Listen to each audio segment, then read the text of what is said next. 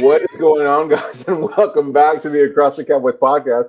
I'm your host, Paul Ryan. He is Mike P. Crump, and he is Brendan Fergie Smith. Gentlemen, how are you? Doing good. Chilling. Kind of don't have water in the house right now, so feeling a little dry. But Now, other than that, Brendan, yeah, feeling good. I've been snowed in, iced in. Have you had any Lego sets to build or anything to keep you occupied? Dude, no, I would have loved that. I would have really, really loved that. I've just been playing random games. That's it. Anything good? No, I'm getting the itch for baseball. Like I'm getting a very, very hard itch for baseball. So we got I think we have catchers and pitchers coming in like a week and a half, and then I'm ready for the new MLB game. I need that. Rangers low key making some decent, some interesting moves. We could say I don't know how good or bad they're going to be, but they're interesting. Mackenzie Gore's a good trade if there wasn't just an overpowered all-star team playing as one team in the Dodgers. So it's like I'm happy we got our ring in 2023 because dear God, you're not doing that. Yeah, we were just kind of talking off camera about the Dodgers and how they, it's kind of there's a problem in baseball, but I wonder when will they not be good? I mean, I think it's at least for like the next 3 to 5 years. It looks like it's going to be the Dodgers to lose. Yeah. Yeah, if they don't win, it'd be a major failure. I kind of want to see that happen, honestly. Oh, I would love it. Luka's got 46 points, 7 rebounds, and 11 assists. Like that's not surprising at all. He's wild. It's Luka. Like okay. What can he not do, man? Honestly. All right, football. Yes. Yeah. Let's, before we get too off script, Brendan, where can we find you on Twitter, sir? You can find me at Brendan_Smith26. Mike, tell him. At CD Piglet, nice and easy. You can find me on Twitter at Paul_Ryan15.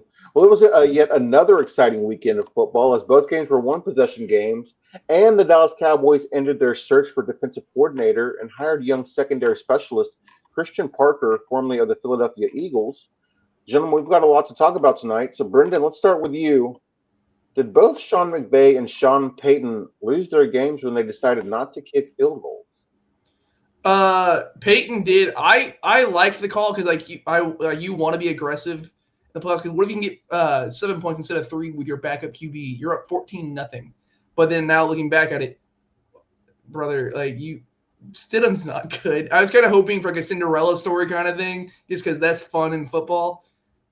No, that backwards pass was one of the ugliest things I've ever seen in my life. But no, Sean McVay, you go for it. You have a dominant offense. Like, you can't really be like, oh, damn, this sucks. The Broncos, even with Bo Nix, don't have a good offense. They don't. They somehow just make things work. So they should have kicked a field goal. If I recall, you were wanting to see a Drew Lock Jerry Stidham Super Bowl. Brendan, is that dude? Because right? That's funny. And guess what? If we're down in the toilet, I want everyone to be down there with us. Like, you guess what? You're not in the Super Bowl. Watch this pain. Watch this awful football game. Because both defenses would have murdered each other. That would have been an interesting Super Bowl for sure. Mike, what about you? What are your thoughts on them not electing to kick field goals? I know you tweeted about Sean Payton not doing it. With a chance to go up 2 possessions, of course, ultimately sounds like maybe you thought he cost them the game. But what are your thoughts on McVay doing it? McVay I didn't mind because both those teams that game was always going to be an offensive game. They had played already twice. They were both offensive games. Matt Stafford and Sean McVay are not going to be stopped by great defenses even. The Rams defense isn't great. So Seattle was going to score. So that one I didn't mind.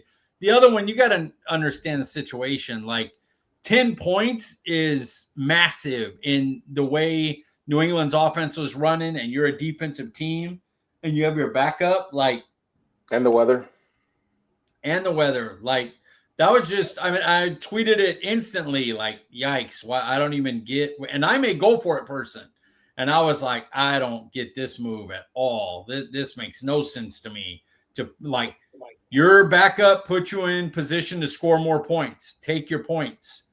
Every time your backup get you in position to score, take your points. Don't risk losing the points. 3 points matter in games like this. And it ended up being, you don't know what's going to happen after that, but 10-0 became 10-10, and New England's only touchdown was an 11-yard drive after the Stidham turnover. So, like, I thought that was a major mistake, and not in hindsight. Like, immediately I was like, yikes, not a good move. The other one, if McVay and Stafford want to go for it, they can go for it every time. They're that level of good. Yeah. In the moment, I'm like, man, I don't understand why Sean Payton didn't also go for it to take the goal to get those, to go up by 2 possessions. But you remember, late in the fourth quarter, the kicker had a chance to tie the game, and he missed it too. Of course, the weather seemed to get progressively worse. Weather was crazy then. Weather was definitely crazy in that game. And it got blocked. That game. And it also it did get blocked. That's right. Yeah, that kind of came out later. That funny quote by that Patriots player. Yeah. Well, the biggest thing is that, like, of course, like with Paul's talking about with the weather, like, of course, I didn't know I knew it was gonna snow. I didn't know it was gonna snow like that. Sean, of course, they all live in Denver. The weather. They've been apparently I watched Brandon Perna, That Good Sports, because he's funny as hell, who is a Broncos fan, and he's like, dude, you knew for a week. I've been hearing about this for the past week, and you didn't know? Like, why are you acting like, oh, everything's fine, we'll just kick later? Like, no, you got blocked, but also he was gonna shank it anyway. It was not a good looking kick by Lutz. So, like, you knew the weather. Yeah, but with McVay though, I know that kicking a field goal that doesn't put you ahead, but I was looking through the Cowboys content and chatter chat that we're in, and I thought LP made a good point. It's like you're only down by 1. You have 5 minutes left to play, and like he put a lot of pressure on Seattle to do something. I believe the Seahawks. I mean, not the Seahawks, but I believe the Rams still had all their timeouts. So I feel like it's a different game, man. Even if they're only down by 1. I don't think it was 5 though. I think it was like 3 something, and I don't think they had all 3 timeouts either. I think that's what I couldn't remember. Did they have all 3 of their timeouts? I don't know. They at least had 1. They definitely had 1. I can't remember if they had all 3, and I think it was like 3:30 by the time it got down to where they were deciding to go for it or not. And now they could have kicked it and had a shot at the end to like still kick a field goal, but yeah, I remember that. But I don't. In a game like that, McVay and Stafford, you could go for it. Yeah. Their issue, if you're going to blame anything, is the punt fumble. That was a big. That gave Seattle 7 points. Yeah, they scored the exact next play. Yeah. Yeah, interesting game, man. Interesting team in Seattle, what they've been able to do, and also the Patriots as well. But is there a clear favorite in the Super Bowl matchup for you, Mike? Yeah, I think Seattle is a clear favorite. Now, both quarterbacks seem to be able to go. You're always worried about Darnold going Duke mode, and Drake May's been Duke mode the whole playoffs. So, that could happen either way.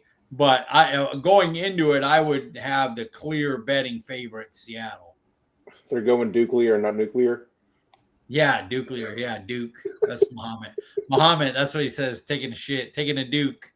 So I've heard that so long that either one could go, what do they say? There's a sports show that says tomato can or something like that, or pumpkin mode. They could go pumpkin mode.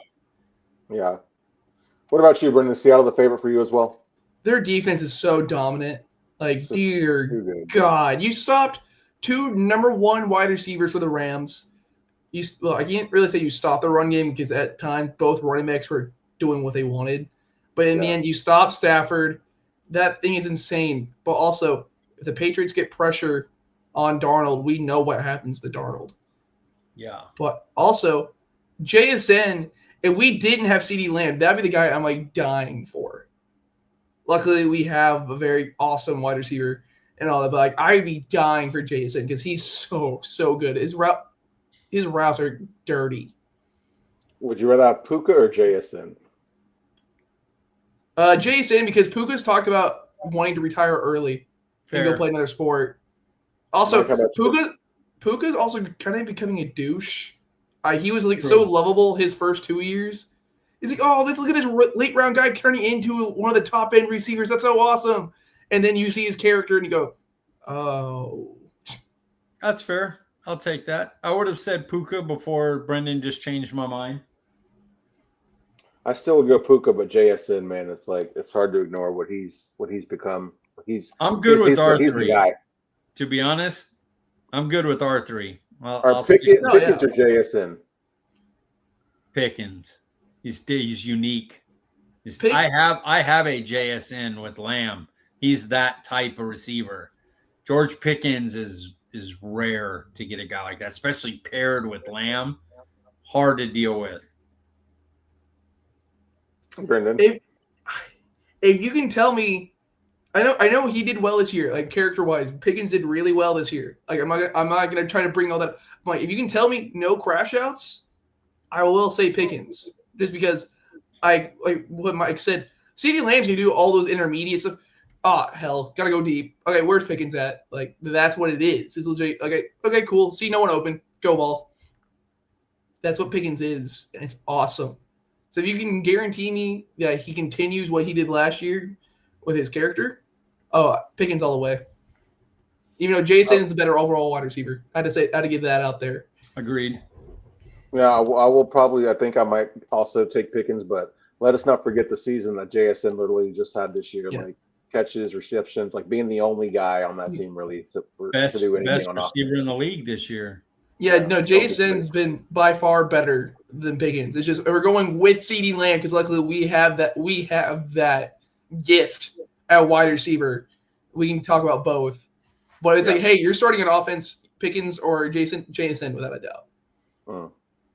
Yeah, I also do think Seattle is the favorite in this. Sorry to get us off track, but that Seattle defense is just it's too good. So Seattle, yes, but actually just kind of by a small margin. I think the Patriots are just kind of having like this magical run where luck is all on their side, and as the saying goes, sometimes it's better to be lucky than good. So we'll see what happens, but I do think Seattle is the favorite as well. If you could pick one player, will you be rooting for Tank to get a Super Bowl, Mike? Yeah, absolutely. Gave his heart out for our team for over a decade. Yeah, I'm not, everybody gets irritated with Jerry. I get irritated with Jerry. Jerry's a terrible GM. So he wasn't wrong. Like he sat there 10 years, watched Jerry fuck up two really good quarterbacks and was like, I can't win here. I got to roll. And nobody thought he was going to win with Darnold. And he got there the first year. So not only was his thought process correct, but he literally was correct. So yeah, that's why I'm rooting for Seattle. Is I want Tank to win. Same way I want Ware to win. It's they didn't leave because of them. They left because the Dallas GM sucks and is cheap and is an owner cosplaying GM. So I wish Dak would go. Honestly, get Dak out of here and give him a real shot. A lot of the fan base turned on Tank, man, after he had that monster sack season and he got that big deal and didn't have another season like that. But everyone, rock solid, bro. That's what Jerry does, though. Every player that makes money, Dallas fans turn on if they're not. It would have happened to Micah. Rose. Micah would have been next when he got $48 million. They would have. They did when they were talking about the money. They were like, "We got one sack in the playoffs." Like he doesn't show up when we need it. What are we paying him for? We can't. We couldn't win with him. Why pay him? We couldn't win when he was cheap. That's what Dallas fans do. We have so many fans. You have a lot of stupid people within that because you have such a large group of fans that a big portion of them are going to be idiots. That's what the Joneses do. Pretty nice. Yeah. That's what the Joneses do. It's public enemy number one, man. We pay you so much. Why aren't you Lawrence Taylor? Why aren't you the best player to ever play defense? Why aren't you? It's that every time, and it's so stupid. I remember when it was like the whole contract dispute between the front office and Zeke, and all of a sudden all those bad stories about Zeke started coming out about his character and stuff like that, and all those things that we hadn't heard about being arrested and stuff. It's like I wonder who's releasing all this stuff. You know what I mean? Yeah. Never fails. Yeah. Brendan, what about you? I assume you'll be rooting for Tank. Yeah, I was annoyed with his comment, of course, in the offseason, because every player that leaves here acts like is a burned girlfriend, and I'm like, dude, shut up. It's whatever. Did I see their defense being this dominant? No, I didn't. But I'm like, dude, shut up. But like, in all, dude, DeMarcus Lawrence has done so much of the dirty work, plus getting sacks for this team for his entire career. And then he leaves and go, well, that sucks. But also, we see that he had a problem with Micah. Micah started talking a little bit too much, and then D-Law said that I would have stayed if you didn't do that. That's like one of his tweets when they were going back and forth. So it was the Joneses' fault because, it's always the Joneses' fault. But it's also because of Micah, and here we are with neither. Yeah. A big difference. I don't mind Tank saying something. It's like Dalton Schultz. Yeah. Cole Beasley. I couldn't work out without people watching me. Yeah, like you're not important enough to be like. Cole Beasley destroyed. Cole Beasley wasn't wrong though. No, but he was talking bad about the Star and talking like, the training facility here is so much better. The Star is awesome. Like the Joneses are awful owners, but when it comes to spending money for buildings and everything, dude, they're great owners, bad GMs. My bad. No, that's my fault. No, Mike is 100% correct there. Yeah. Yeah, I too also will be rooting for Tinkman. I've never had any issues with him. I've always just had more issues with how the fan base has kind of treated him. But yeah, like you, Brendan, of course I was irritated by the comments that he made, and he kind of all just made us eat our words, eat crow. If Seattle wins, John Owning's gonna feel like he won the Super Bowl. He's gonna if DeMarcus Lawrence gets a strip sack or just a strip in general, and they win, oh my gosh! Yes, I see your eyes. Yeah, thanks. But no, if that happens, John Owning, and he easily deserves it. But dude, he's gonna go blazing on Twitter. Like he's just gonna blow everything up because I was right. Y'all were all morons. You were trying to bash me every day for my defense, and here he is being perfect. Yeah. If you could pick one player on this roster to win a Super Bowl, but on a different team, who would you pick? We did preface this by saying Dak Prescott can't be picked because that's too easy, and Mike, you already mentioned him. So, Brendan, who's your guy? It's hard because honestly, there's not many veterans who've been on this team for a while. Like you could say CeeDee Lamb, but CeeDee Lamb's young and all that. So I just kind of went with funny / I would totally root for him. I did say Jake Ferguson because we don't have Tyron Smith or Zach Martin. It's not like those guys. It's like we have a whole bunch of young dudes or older vets that we signed. So I just went with Jake Ferguson because I would be pretty pumped for that. Mike, I said none. If not Dak, I don't. There's just not anybody that's been around enough for me to, It's Tank. Tank was the guy. He moved on, and now he's in the Super Bowl. That would have been the one other than Dak. I thought you maybe, now that we're talking, I'm surprised you didn't say maybe Donovan Wilson. No, what did he do for us? What? Really? I love Donovan Wilson. He didn't do anything for Dallas. He's like not this year, but the last 4 or 5 years, you don't think he's done enough to warrant to go to a good team? No, we're not going to re-sign him, and he's going to go nowhere. No, he's going to go nowhere. Yeah, and I don't think Osa's been overly. You guys know that I didn't really want to sign Osa. I was worried about paying him. I didn't know what he could, do. Dude, that's the guy. CD hasn't been here long enough. There's really nobody. It's so funny. We went from having no DTs hey, we'll sign a guy. Okay, cool. We're going to trade for 2 dudes. What? Yeah, it's crazy. Now do it with safety. Please. I went with Tyler Smith simply because it's he might be on that list of guys like Zach Martin, Tyron Smith, Frederick, who kind of Ferguson. You were gonna say it. I was gonna say Ferguson. 7 more years. 7 more years of failing, and then Tyler Smith. Then you can get pity. Yeah. This is all this is. This is just pity. It's I feel so bad for you, but these guys are all young. For real. That's a good point that these guys are still super young. Anything can happen, of course. But if you compare the Cowboys to the Patriots and Seahawks, which team are they closer to resembling for you, Brendan? This is so hard because both have a defense and we don't. So you drop from we're this close to no, you're down here. So it's kind of thinking I guess I'm going to say Seattle because like their offense is really good and our offense is really good. But that's as far as I go because both defenses are 10,000 times better than ours. Mike? New England spent a bunch of money because their quarterback's on a rookie deal. Seattle has a veteran, older quarterback they had to pay. So that's why I said Dallas close to Seattle. Yeah, I also picked Seattle only because you think about what Seattle let go of a coach that had been around for a while. They hire a new young guy. Cowboys have done that with Shoddy. Then they kind of built through the draft and have made some like low risk, high reward free agent signings. And they did make a big trade for Leonard Williams just a season. I don't know if it was last year or the year before that, but I feel like the way that they've operated is similar to what the Cowboys like to do. Agreed. Raheem Shaheed is one of the best midseason trades I've ever seen to help benefit a team. Him on special teams, dude. Oh my word. Yeah. Great trade. Yeah, he had that big 40-yarder to start the game off. It'll be interesting to see what that offense will look like with another year with him and JSN and that offense. How far away are the Cowboys from being Super Bowl contenders, Mike? Long way. They got a long way to go. Would you say longer than 3 seasons?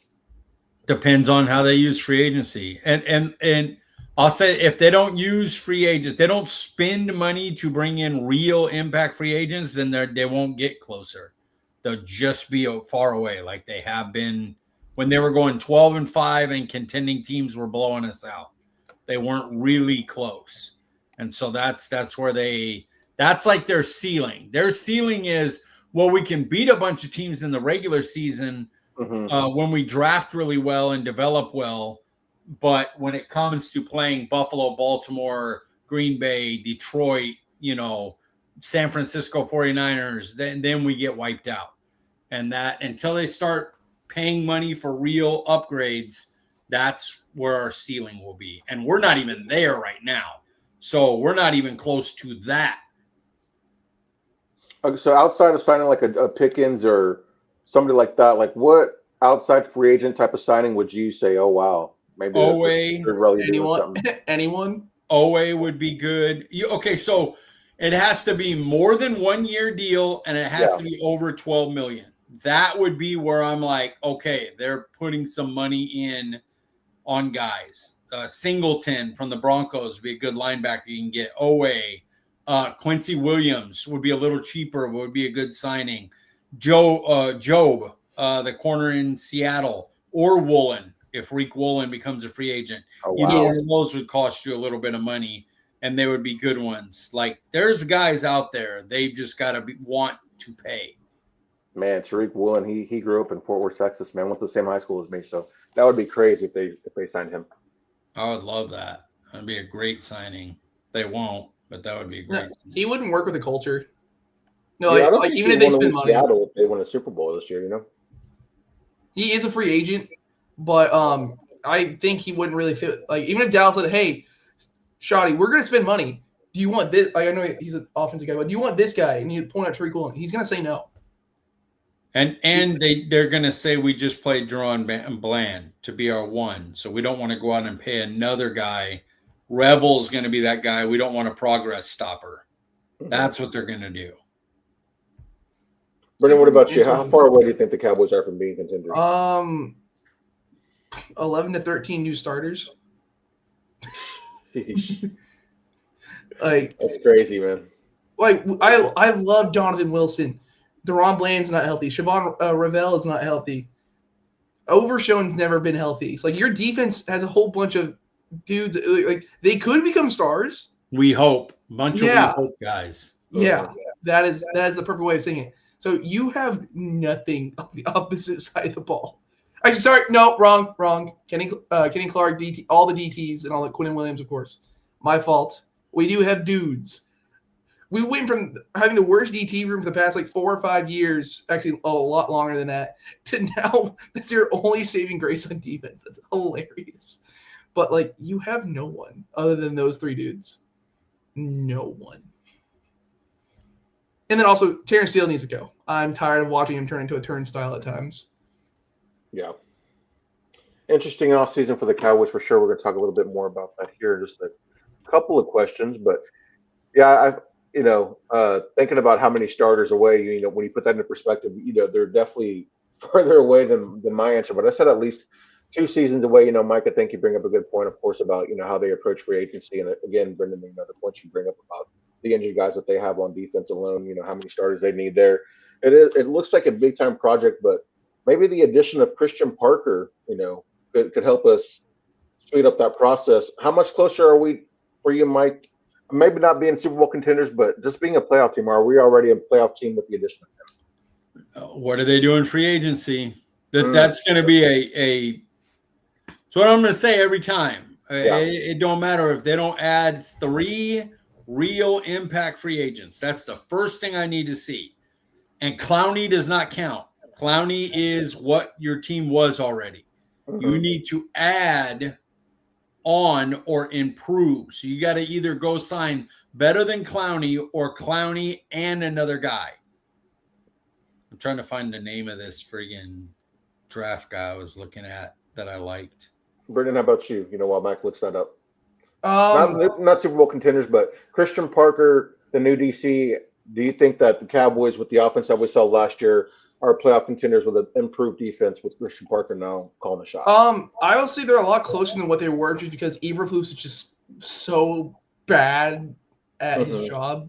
Like, that's the nicest way I can put it. So if we see the first game, we see the defense adapt to whoever they're playing, I will automatically say we're 100 times better. Does that make us a playoff team? No, because you're down in the gutter. But like, just show. I might like. Of course, Mike's gonna keep talking about free agents, so I'm not gonna talk about that one because he hit it right on the head. So I don't even need to do that. But if you can just show me you can adapt, like instead of going, okay, hey guys, we're still running cover. Coach, they're burning us deep. We're running cover 2. We're fine. We got this. Like, no, you over showing the way you should. Deron Bland needs to be playing in the slot more. And also, you need another corner so you can actually have Deron Bland in the slot. I'm tired. I'm really tired of seeing Reddy Stewart blitz every effing time they want pressure. Dude. Like, we have Donovan Wilson, a great blitzing safety. Nah. We have linebackers who do their best work blitzing. Nah, we're good. I see that midget at corner. He's going. And I like, cool, thanks. Everyone knows he's blitzing because every time he stands, he's like 3-4 inches off the wide slot receiver inside. I'm like, okay, cool. Thanks. Just adapt. Work with your players, please. Maximize your strengths. Yeah. Not your weaknesses. Good Mike, DCs did you find that name? Sorry, Mike. I'm sorry, Brendan. No, you're good. Yeah, I did. I for some reason I thought there was a question about, but it wasn't. So I looked it up, and then I went over to my sheet, and it wasn't. It's the other side. I like this player. It's people the question is about other stuff, so it's on me. Sorry. I see where you're going. What does the hiring of Christian Parker say to you about this team in front office, Brendan? That there's one of two things. Somehow, like, the movie Scrooged, like that happened to Jerry and Stephen Jones, or the head coach has a lot more power than what we ever thought. But the last 2 guys we had were puppets. So like they were like, oh yeah, we'll go. Jerry, you think that? I think that. That's a great idea. Shawty's like, hey, I think we should do this. Yeah, go do that. I can do that? I can go fire Eberflus? Yeah, you can. I have a voice. And this is what's happening. Like, dude, he got rid of everybody. Brought in the entire offensive staff is all like college based, and it's awesome. You're like, hey, we really need a new DC. Cool. We're not gonna go go look at 2 dudes. You look at 9. Brought in 3 or 4 for in-person jobs. Like, this is shoddy, and it is beautiful. Mike, anything to add to that? Oh, they empowered the coach, I think, and that's good. I mean, it's one of the changes we want. Free agency is the next question, but can't be mad about that. Got to give him credit for it. If George Payton gets a contract before free agency, I don't know what I'm gonna have like a heart attack. I'm not gonna know what to do. Like, you got ahead of that, and so you can like do that to like give the franchise tag to like Aubrey or something. My mind is be exploding. They're gonna tag Pickens, and then I they're know. gonna put a second round tender on Aubrey. I know, And but if I can somebody wants to dream. sign Aubrey, give me my second round pick. I'm totally good with it. I can dream, dang it. Okay. I wish they So would. let's say we re-sign Pickens long term, we re-sign Aubrey, and then we trade for Minka Fitzpatrick. What are you saying about that offseason, the early offseason, Mike? I would be ecstatic. That would be massive improvement. Now, again, they still have not signed an outside free agent. Yeah, It's another no, I trade. understand, but I just wanted to know what you thought about those But three moves, because I feel like those are three. all impactful. three moves would be fantastic. Yeah. How excited would you be about those moves, Brendan? I'd be like, I don't know who you are. Right. I see, and you do that, and you trade pick 20 for Crosby, and I'm running around the house saying we're not going to go to win the Super Bowl, but at least it'll be entertaining. My God, if the Raiders traded Crosby for straight up for pick 20, that'd be nuts. Now it'll be like 20 in like a second. That's what I think is going to be like a mid first round pick and an early day 2 pick. I think that's going to be like the bar form. Yeah. We will see. We will see. Fun to think about, man, for sure. Knowing that Parker's specialty is developing players in the secondary, does Dallas need to draft a corner or safety with one of their first 2-round picks, or should we let him groom and develop the guys on the roster and adjust other weaknesses for you, Mike? I'm letting him groom, and then if the best player is Delane or Downs or whatever, sure, pick him. But if David Bailey somehow dropped you, I'm not like, well, hey, we got to get Brandon Cisse, who I really like. I have a first-round grade on, but not like I do Bailey, So you get who's there. If it's the best guy's Sonny Styles, you take him. If the best guy's Delane, sure. If it's down, sure. But develop Revel, bring Bland back, do things like that, and then Carson, and then we'll see what happens in the draft, how it falls. How would you feel about bringing Reddy Stewart back as your fourth corner? As your fourth, he's fine as depth. I mean, I would appreciate if things went well for us, I would say first round corner with Bland and Revel are your 3, and then Carson and Reddy Stewart and them are battling for the 4 or 5 spots. That would be fine. You couldn't ask for much more than that. Yeah. Brendan, what about you? Do you think that we should adjust cornerback? It all depends on what falls. I've seen some very awful mock drafts the past few days, and I'm like, if you keep your pick 12 and you draft someone, I'm pissed. Then you're just reaching to reach. Trade back, get anything. Because, dear God, some of these mock drafts I want to throw up. I'm super pumped for the draft. We have 2 first-round picks. It's going to be super fun. And I see that. I'm like, nope, I'm not having fun anymore. I'm bummed. I'm sad. This is going to suck. That's not a lot of people after the Christian Parker hire. A lot of bigger names were saying that, one of the first 2 picks should be a secondary piece. One of them is guaranteed to be a secondary piece. It's kind of not even willing to think about any other positions being an option with either pick 12 or pick 20. I didn't really feel like, of course, secondary is something that we need to address, but I kind of would like to see what Parker can do with the guys we already have. Of course, like you, Mike, like you, Brendan, take the best player available, obviously, but I'm also don't think that we necessarily have to draft with one of our first 2-round picks. Yeah, if they get there, great. If Downs or Delane or McCoy are there at 12, I totally get it. If Cisse, Hood, I like Terrell. Terrell, if one of them are there at 20, cool. But if Reuben Baines, he won't. But if he somehow dropped to 12 and you draft Colton Hood, you're like, what the fuck are we doing? Take your best player. You don't have to get secondary because it's secondary. Gotcha. Thank you for clarifying that. Does Dallas have a good enough core on defense for Parker to have a successful first season, Brendan? No. I'm doing this in solidarity with Mike. I'm just going to keep shaking my head. No, you're bad. You're bad. Actually, no. You have your core is Quinn Williams. That is your core. That is it. That is him, and that is it.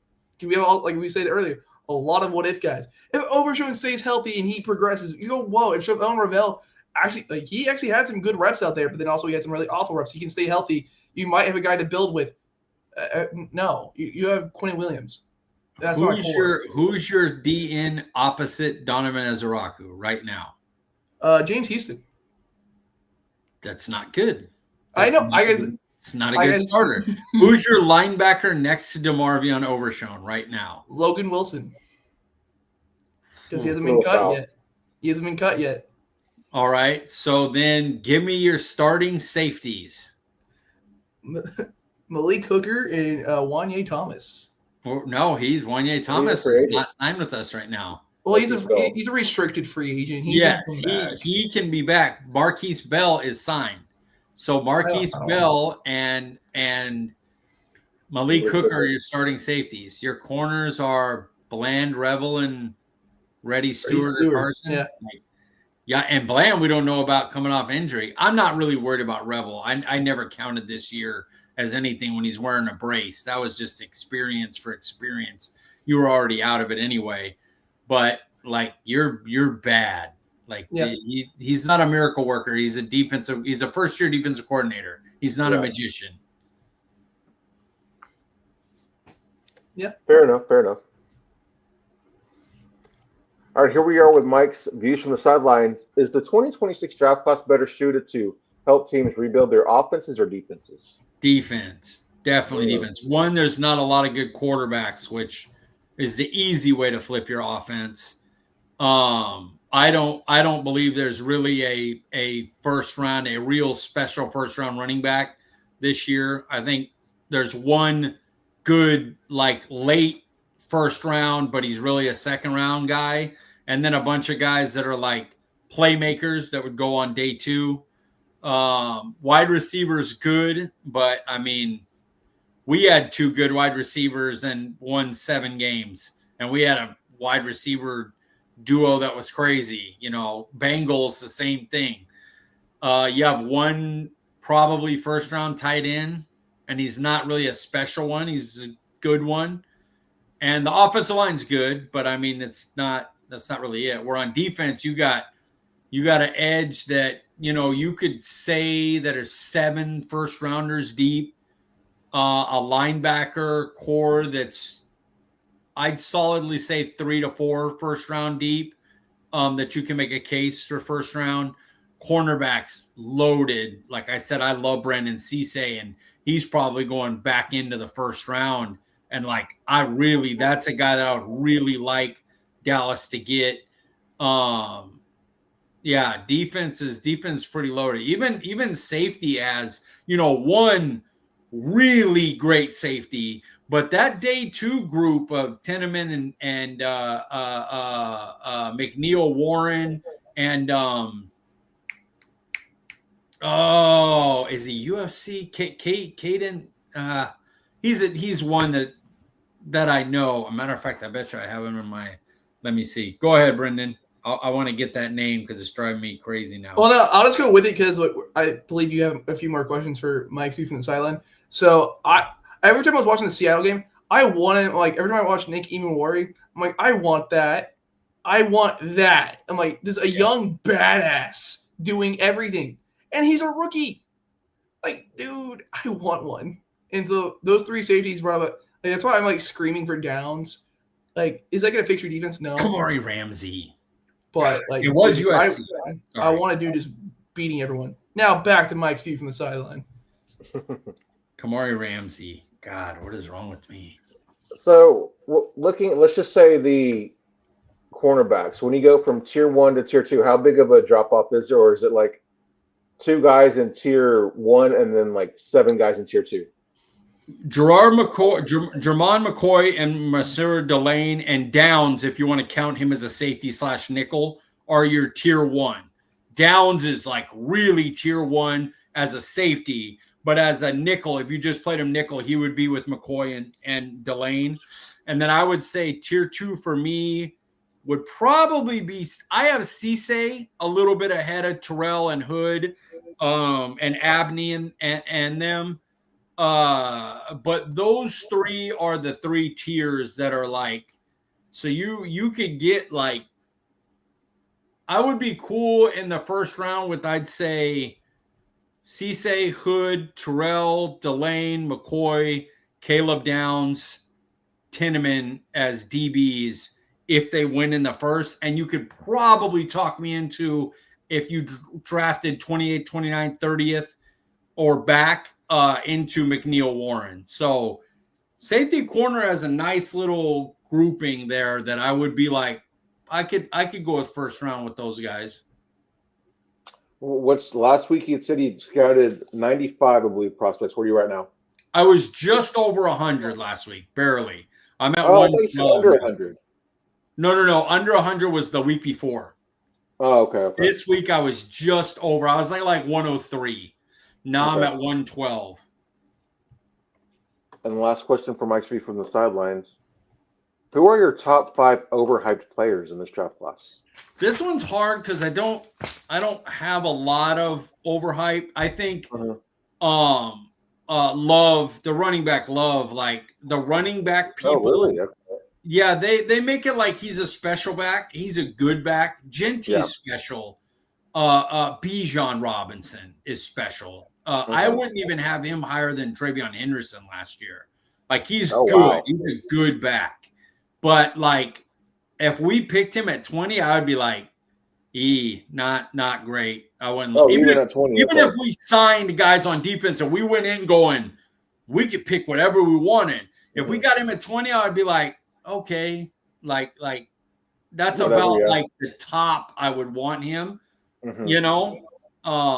So he would be my top, and most of that is the running back people that are like overly like, oh, you gotta get and you know, we told everybody last year when they were like Genty, I was like, yeah, Genty's a top 10 player. I wouldn't draft him top 10 because if you're in the top 10, your team's probably not good enough to do anything with him, which was absolutely the fact.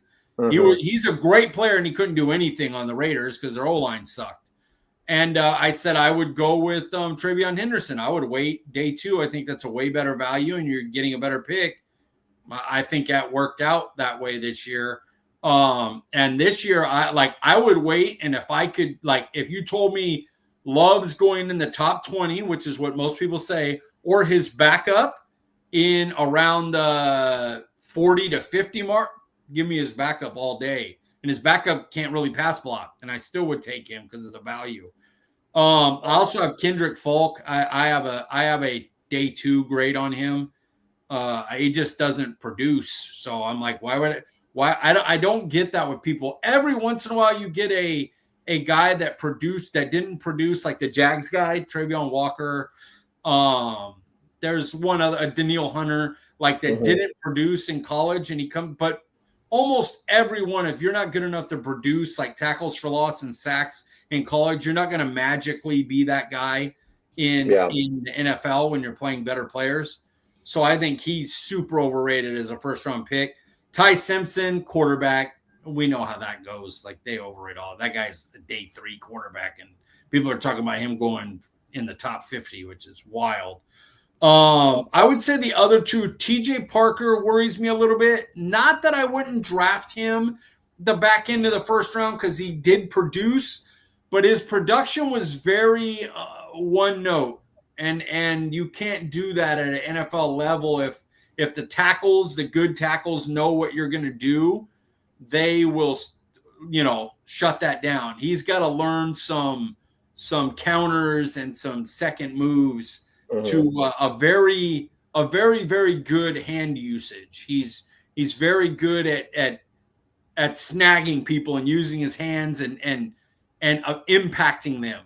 But he doesn't have a swim. He doesn't have a spin. He doesn't have like a hesitation, under. He doesn't do a lot. It's rare. So I think he's a little overrated when you're comparing him to like Romello Height and Cassius Howell and Mesidor.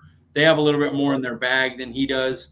And then the last one is a scary one because I think he could be top 10 level good. He has tape and a background that screams he's a top 10 player. but he also has tape that it's like he didn't know what's going on, and that worries me, and he can't cover, and that's CJ Allen. CJ Allen, I'm worried about. He scares me both ways. I'm scared he's there at 20. We don't pick him, and he becomes an absolute monster in the NFL because some coach shows him how to understand it and see it, or tells him how to do it in a way that he gets it well enough because he has the background of the athlete, he's a big thumper, he's a power guy inside. If he gets it up here of when to go, he's going to be a problem. But there's also he looks like, I hate to say this name, but Kenneth Murray, what is he waiting for? What is he waiting for? What is he waiting for? Oh, he doesn't know what he's doing in coverage. So he scares me a little bit, and I couldn't think of another overrated player. So I was like, I'll put him in, but I'll explain that it's a both ways thing.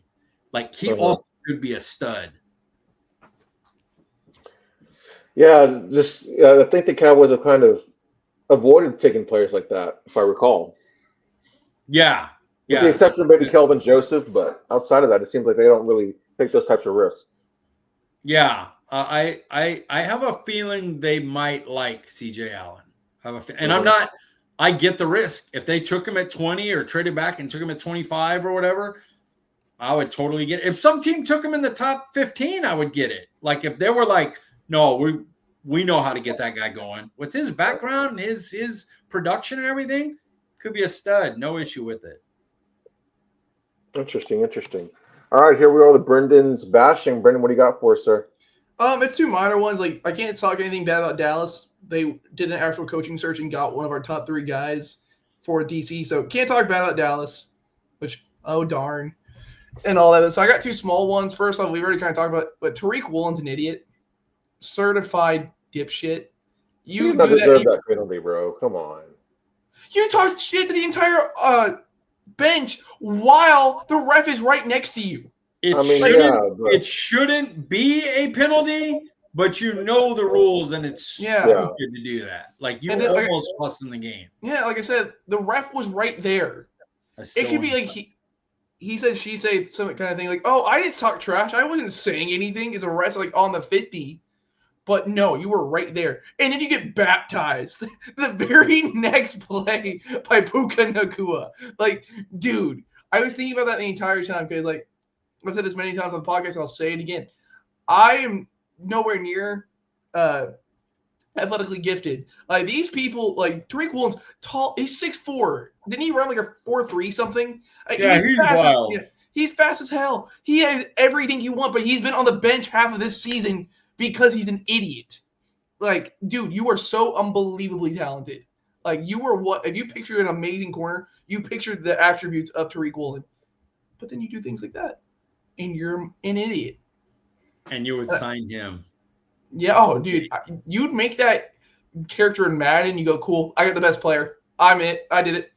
And then my other small one is kind of more of a praise. I now don't have to hear about any one of my friends talk about their team being in the Super Bowl. Of course, Cooper's a Bronco fan. I have another friend who's a Rams fan. I don't have to hear jack shit. All they do is have a worst draft pick.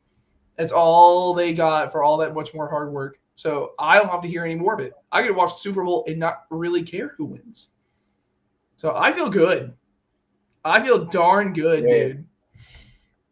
Just last week, you were rooting for your boy to have a chance to go to the Super Bowl. Get his parents paid for your hotel and for the game ticket, and now you don't give a damn. I was rooting for this game because when I was watching the fans in the stands during the Denver game, I'm like, dude, I was just there. I still felt that energy, so I was rooting for them. But then as soon as I'm like, nah, they're not going to do it. And I just go, well, okay.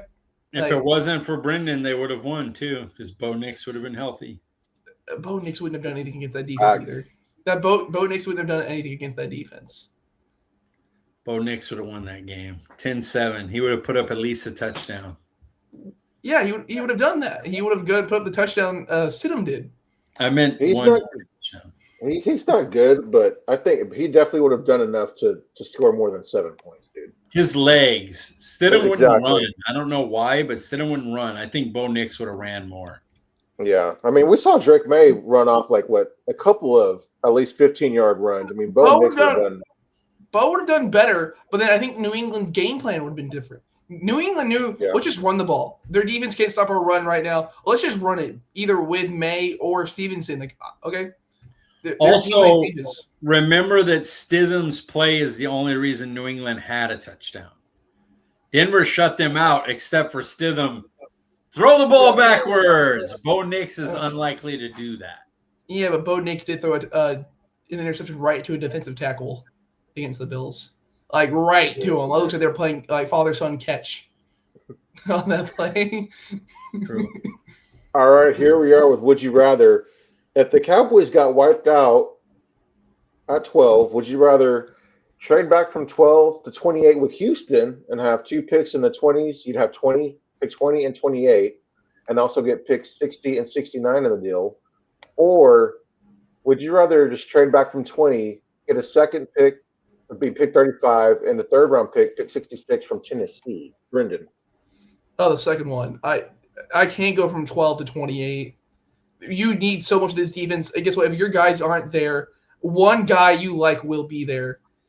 But if you go from pick 20 to 35, that's right around more the same talent that will be there. There's always more guys early 20s that could be better, but it's gonna be right around the same talent. Pick 12, I can't fall that far. I can see the board being wiped where you do trade back. I can't trade back to 28. That's too far. Also, that would make my mind hurt. I don't want to wait that long for a draft pick. Mike, how about you? I'd take that Houston deal right now. 60 and 69, dude. I mean, 60, 69, 28. So you're saying your dreams of Downs. No, he's saying you're wiped out. If you're wiped out, I'm gone. That means wiped out for me is Downs, Bain, Bailey, Delane, Reese are all gone. I feel like I'm missing one. Styles? No, I don't. He's fine. I would take him at 12, but it's not. He's not like, oh my god. So you would drop down to 28 instead of like going back to like because I like the players between 20 and 28. At 12, there's about 5 players that I'm like, I'm not moving off at 12. After those 5 players, the next, I could find probably 20 that I like in after that. Like the Cesays, the Terrells, the Hills, the linebacker from Texas, CJ Allen, the safety from Thinnerman, love him. McNeil Warren. Like there's such a group where I don't see a big difference between them that if I don't get my little grouping of like 6, 7 guys that I want at 12, I'll drop as long as the deal's right. Like, the Houston's got to give up both those 69 and 60. I got to get them both. I'm dropping way back. But now you're talking about, what if I can give up 28 and 60 and go get Max Crosby? Oh, you bastard. You Yes. have now changed the question completely. Yes. You have changed it completely. That's still a first round pick, and that's a third with it, a high third. 60 is 60 second round. Yeah, So you're talking about a first and second round pick, and now I got Max Crosby for the 12 plus the 69th pick in the draft, and I still pick 20th. See, why would you do such a thing? I think. Why would you do it? I think. I know. I don't like when you do that. Now you could tell me that you could, if Raiders said, if you give me 28 and 60, I'll do that deal. And Caleb Downs lands at 12, I'm not trading. I'm taking Caleb Downs. And I would lose Max Crosby and the 6 because I want the young stud player. Ruben Bain drops, I'm taking him. Bailey drops, I'm taking him.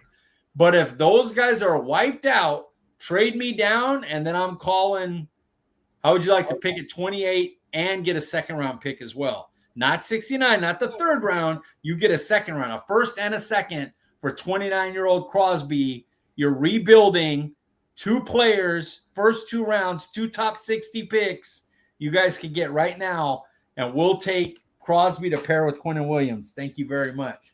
and the 20th pick and the 69th pick. And I could trade down from 20 to like 25 and pick up another pick and probably get the same caliber player. Yeah. God. Because you also think about, like, if you have those 2 second-round picks, I feel like you're more willing to, especially if you hit like on your guys in the first round, you might be more willing to go trade for a veteran with one of those second-round picks, like an immediate day one guy who's going to improve maybe your linebackers or go get in safety. I think the Cowboys might be more willing to trade one of those second-round picks to do something like that too. If I walked out of that draft with Crosby at for 28 and 60, with the 20th pick, let's say we took Brandon Cisse, who I love, and I think he'll be there at 20. And then at 69, you got whatever. Maybe you got a running back. Maybe you added a safety. Maybe McNeil Warren fell to there. I mean, I'm feeling pretty good with 2 DBs for Parker to work with, Max Crosby to go with Kenny Williams, Osa, Kenny Clark. Or what if you, not saying you use 60 or 69, but what if you came away from the draft, you also traded for Fitzpatrick, dude? Minka. Yeah, you trade 112 maybe for Fitzy. I don't mind that. You got Fitzpatrick, Caleb Downs, and Mason Crosby, dude. If you come away with Downs and those 2 trades, I don't care. I'm saying we're going to the Super Bowl. I guess you don't get Downs because you made the deal for 28, but it's still Mason Crosby, Minka Fitzpatrick, and whatever you want.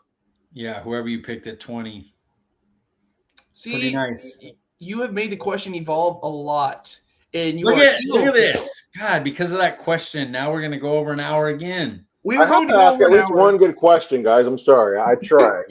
we were going to go over one good question. I do apologize. Okay, one word. You use one word to describe Sam Darnold's career, Brendan. His career is so weird. It's so that's a perfect word. I might just rock with weird. He had a 14-3 team last year. Looked like ass in the playoffs. Looked like absolute the worst quarterback ever. He looked like CJ Stroud. He looked like Stroud against the Rams. And now he just beat the Rams. I don't know. We think McConnell's a great. And it wasn't all defense either yesterday. It was like he was balling. Yeah, he had to put up 31. We look at McConnell as a phenomenal coach. And he shit the bed with him. And now we see him with Clint Kubiak, and now he's just somehow, that's a pretty decent QB down there. Resurgent. That's good. I went with unorthodox. That's a good word. Yeah, no, that's also pretty good. Starter, looked like a bust, backup, then looked like a bust again with Carolina, goes to be a backup, then, resurrects his career with Minnesota, then kind of looks like a bust again in the playoffs, and then now this dude's on his way to the playoffs, on his way to the Super Bowl. Who does that? But here we are, top 5. Tonight we're talking about our games. This can be a board game, a card game, a bar game, or something along those lines. Start us off with your number 5 game. Who? Brendan. You. My first one is not much of a more family-friendly game, but I did say blackjack. That was the first more gambling card game I learned to play because, of course, it's just a 21. Super easy. I'm like, I know that. I can remember that. And so that's all my friends were starting to do is just play blackjack. On my 21st birthday, my mom took me and my cousin to Shreveport, and on the last day, I played blackjack and walked out of the casino with $450 playing blackjack. Hell yeah! Nice. Yeah, good day. Mike, number 5 for you, sir. I just switched mine up because I just found out that different games belong. So I'm trying to think. I did put bar games on there. Yeah, I know. I didn't see them. Let's go. Number 5. I'm gonna go with Categories. That's a party game. Have you ever played Categories? Yeah, you roll a letter, and then you have to whatever the topic is, you have to match as many words as you can with those with the letters starting with the letter that you rolled. And that's always been a party game for us, especially back when we were drinking. That was a big drinking game. So I got to keep that on the list, but I'm going to move it down to 5. That's a great one, man. Number 5 for me, this is the classic. I think it's my little sister. It might be her favorite game. It's something that, we always play when we have, my little cousins over, and just something that I grew to love even when I was a kid, But a classic game, Clue. I mean, who doesn't love the game Clue? Come on. That's my fourth. So there Really? you go, right there. Yep. I love Clue. It's my favorite board game. I know you mentioned that they're supposed to be doing the remake of the Clue movie. We're excited to see that. Oh, especially if they land the Bateman and Ryan Reynolds as the two stars, give me that all day. The classic is worth watching to those of you who have never seen it. I mean, you've got to watch it. I got the 4K of Clue. Love yeah, that. such a good movie. All right, Brendan, number 4 on my list. I don't know if y'all ever heard of the games they're called the Jackbox games, like Party Jack or Jack Party games. I have not. They're really fun games, but number 4 on my list is part of the Jack Party box. It's called Quiplash, and it's like a good game to play with a group of people where you get these different prompts and you write down like an answer, and then the prompt will come up and the two answers, like you're going head to head with somebody, but you don't know who you're going head to head with, and then your answer pops up, and like the people who didn't write down a word, like they kind of pick from their favorite of the two answers. It's kind of hard to explain, but it's really, really fun. Fun with a good group of people. Good with a group of people for sure. But number 4 on your list, Brendan, so Mike already revealed his. Mine is something I know we're doing of course card games, so I played more of this game on my phone with all my friends. I put Uno because of course we play Crazy 8, the game pigeon game. Dude, we would play that in middle school religiously. We did, and I kind of stopped with my friends doing in high school. But then this past year and a half, 2 years, dude, every time I'm at Cooper's, we'll find a group of people, we'll just play Uno on our phones and all that, and we're just playing that. Because you can get so annoying, somehow work together, or people try to look at you I know what card you have. No, you fucking don't. Yeah, I do. And they'll put the card down. You can put your green card down. You go, well, I won. And people get pissed. It's a lot of 800 something days ago, right? When you were in middle school. Yeah, there we go. I was waiting for it. Yeah. But no, that makes you want to rage quit and hate your family. Yeah, dude, I have so many wins of that on Game Pigeon. If I went to go look right now. Uno's great. That's another good game. Mike, number 3 on your list. Number 3 on my list is I had to figure it out adding the other game. D&D. Wow, that's third. That's crazy. D&D, Dungeons and Dragons. When we first got the list, that was the first thing I put. I put that number 1. And then I went through and I was like, well, you have this other thing. And then when you mentioned the bar games, I was like, well, you got to adjust now. So D&D comes in third. Mitchell still plays it twice a week, goes with a group of friends and awesome and plays. Really cool. It's been a minute for me, but I'm the one that showed him, and I love D&D. Did either one of y'all ever get into the Magic the Gathering game? Yeah. Yep. I got into that. Mitchell was Pokemon. I was Magic the Gathering. Magic the Gathering is a lot older, that was more my time. And then it was popular still, but then Pokemon kind of took over for it. Brendan, number 3 for you, sir. Cards Against Humanity. If y'all want to realize how messed up my head is, just play Cards Against Humanity with me. I'll do some really not nice things, not things you really want to say online. I'll be like, oh, this card goes with that, and you go, who put the most effed up thing there? You just see me trying not to laugh my ass off. It's me. That was my 6th. That would have made the list if it wasn't for the switch I had to make. Yeah, no, that's one of the best late night games I've ever played. Just you can really get to know family members and friends playing that game, dude. I've never played. I don't think I've ever played with any family members. I kind of keep trying to keep that part of me away from family. Right. You don't want to I'm like, I don't laugh at those things. I don't laugh at those things. I don't. Yes, I do. Yeah, such a fun game. Number 3 for me. I mean, this is a classic bar game, but cool. Had a lot of fun nights playing with my buddies, playing with my mom. That's something that her and I used to do to bond together. But playing pool, drinking beers, man. Good times. Good times. I don't have coordination for that. That's a fun game, man. Mike, where do you stand on pool? You'll find out soon. Okay. That's my number 1. I made so much money playing pool. Like a pool shark? Oh yeah, I made so much money playing pool when I was young. I got kicked out of out of the little where the park is up there. They had a little billiards area, and I would shark people for money. And yeah, they kicked me out of there. They wouldn't let me play. My granddad was like a champ in Korea back, war and stuff. And he played there, and then he came and taught me. And I had a pool table forever. That's how our party started. And like, I was so sad when I was young. I got a pool table when I was 9 for Christmas. Oh, and I wow. was so sad when we had to get rid of it because it was like in the middle of the living room and everything. And then I bought one, when I was in my 20s, I bought one and put it back in my living room, big billiards table, and we partied and everything. And then it kind of went bad, and we had people living in that spot, like renting out that area, so stuff was on top of it. So I let somebody have it that I knew would use it, so it wouldn't go bad. But with the caveat of like, just so you know, this room, I'm opening it up once I get a chance to. I'm sending somebody back, and I will be buying another pool table because that is my favorite game, other than basketball, which is my body's too beat up to play that really. But pool is number one. I'll tell you guys. I'll just tell you, Texas Hold'em's my 2. Pool is my 1. And they made me basically all my money other than picking games when I was a teenager. Wow. Texas Hold'em, man. That almost made my top 5. Yeah, Texas Hold'em's my 2. Like that made me a lot of money too.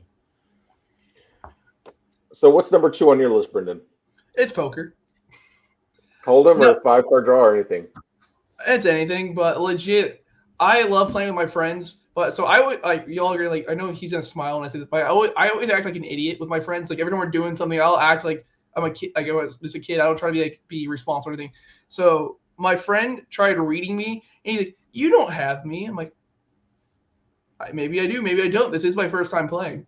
And he just keeps looking at me. He's like, "Nah, you don't." And so he goes all in. I'm like, "Okay, cool." I go all in. I had a flush, and he's like, and he started like running around my house, so pissed off. We all put like $20 in, so you didn't lose like anything. But he was so pissed, and that's one of my greatest memories because I was laughing so hard because he was so pissed. The fun of poker. Yes, sir. Yes, sir. Can never underestimate anybody in that game, man. Dude, it's so funny. It's so funny. Number 2 for me is darts. I mean, that's probably darts over pool for me. I love darts, man. I haven't played in so long, but that could have easily been my number 1. Darts should have been on mine, but I played so many games, like no darts, no bowling, no I didn't even think of bowling. I didn't even think of that. Yeah, the filthy one. I didn't have that on there. It's just hard to get it on there. When you grew up playing D&D and poker and pool and darts and friggin' I had an air hockey table. Like that didn't make my list. The reason I did it is because you play some people and they hit your knuckles. That shit hurts. But I had an air hockey table. I had a foosball table. Like I had all those games, so it's hard to make a list of that. I didn't even think about any of that stuff like that and like ping pong and stuff, dude. I didn't even think of I had a ping pong. I had a ping pong table. I just sold my ping pong table a couple months ago, barely. I mean, it was old, but we had started playing beer pong on it, because the net gets messed up. Oh, beer pong. Oh, my God. My list sucks. I had a party house, dude. I had all kinds of games. It was crazy. Dude, anytime I drink, I somehow turn into an ace at beer pong. Like I said, my coordination, awful. Like, legit, really, really bad. Somehow I'm like, okay, cool, that's going in.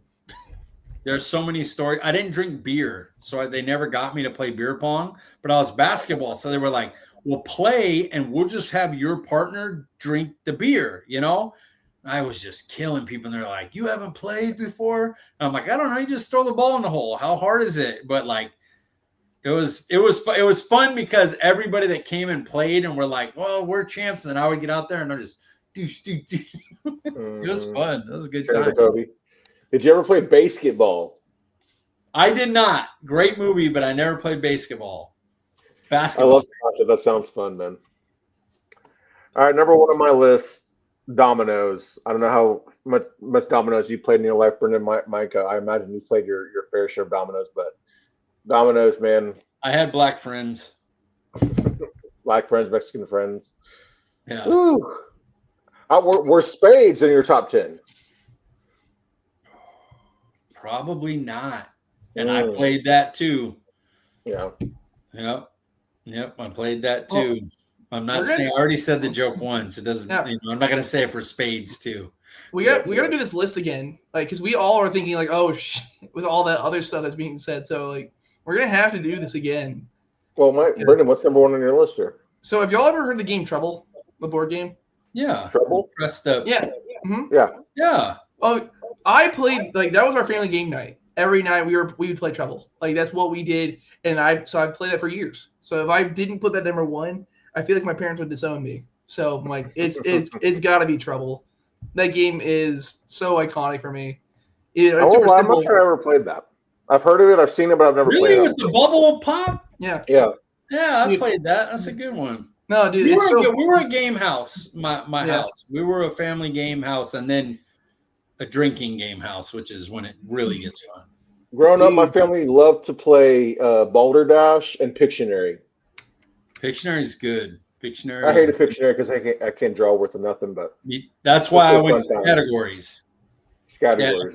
Couldn't win on Pictionary, so I went to categories. Yeah. All my games I chose, you get to be an asshole in it, because like even in Trouble, like I would get my mom out. She's like, "Why? Your dad's the one talking trash." I'm like, see, you're mad. It's funny, and I just keep going. As always, gentlemen, it's fun to take a trip down memory lane, and I enjoy the discussion. As always, we are over an hour, so we don't want Mike to crash out. Before we get you out of here, Mike, where can we find you on Twitter, sir? It's Mike's fault. It's Mike's fault. A little bit. I talk too much on a couple of topics. Brendan, where can we find you, sir? Sir, first off, Mike, I love when you talk. So it's really funny when you start getting annoyed. I'm like, wait a minute. If we go back 20 minutes, sir. This is definitely me. Yeah, but no, I love talking with you and all that. It's Brendan_Smith26. You can find me on Twitter at Paul_Ryan15. We appreciate you joining us, and we will see you guys next week.